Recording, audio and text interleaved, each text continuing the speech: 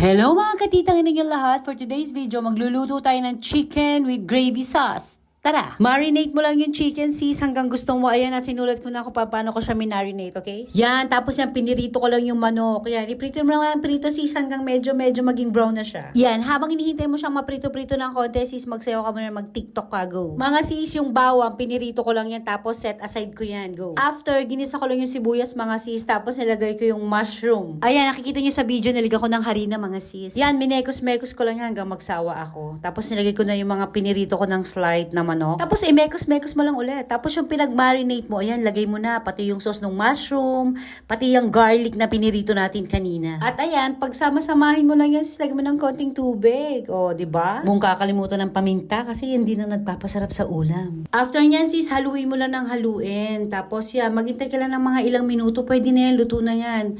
Habang hinihintay mo, sis, syempre, titikman mo yan kung masarap na, paano na ba lasa, di ba? Hindi ka nasasatisfy sa lasa, sis, di remedyohan mo, ganun. Iigahin mo yan sis, tatanggalin mo yung sabaw, medyo tutuyuin mo siya, okay? Tara, kain na tayo, bye!